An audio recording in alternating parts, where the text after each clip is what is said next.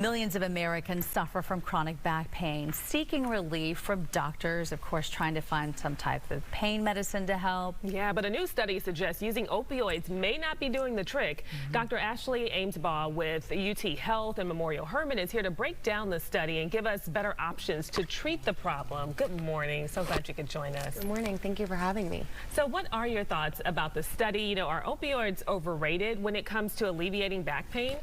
So this is a really important trial that was done out of Australia. This was the highest level of evidence type of study that we have, called a randomized placebo-controlled trial. In this particular case, they looked at patients with acute back pain that was defined by patients having pain for 2 weeks at least, up to 12 weeks. And when they had those patients identified, they put them into two groups, one receiving opioids and the other receiving placebo medication. And at the end of the trial, they did this for 6 weeks. They found no difference at all between the patients that had opioids and not. And they looked at that at 6 weeks, 12 weeks, and a year later, and there was no difference at all, which this is really important guidance that we have as physicians in the community, because patients that have back pain is one of the #1 complaints coming into primary care offices as well as the emergency room. It's a significant burden on our community. So this study provides a lot of guidance, not only for physicians, but also to help educate the patient population. Well, and we know that it's so debilitating. It can really mess up someone's life to be in pain like that. But we also know the dangers of opioids, which can lead to addiction and very dangerous behaviors for the rest of somebody's life, right?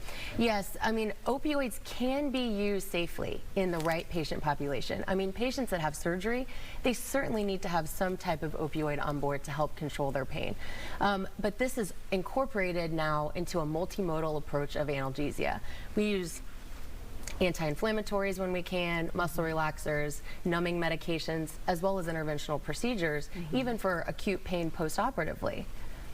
Well, I mean, that's so great, you know, that there are so many different other options out there. Opioids can be used in certain situations for good, though, right? Yes, for sure.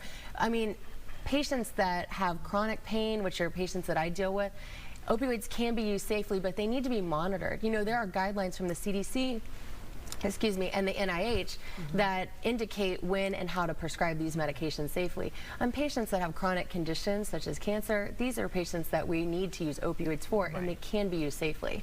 And that's the thing, though, is working with a doctor, right? Making sure that you do it in the timely manner, get off when they tell you to, take the exact amount of pills they tell you to. So just being monitored closely, I think. Yeah, misuse is a problem, you know.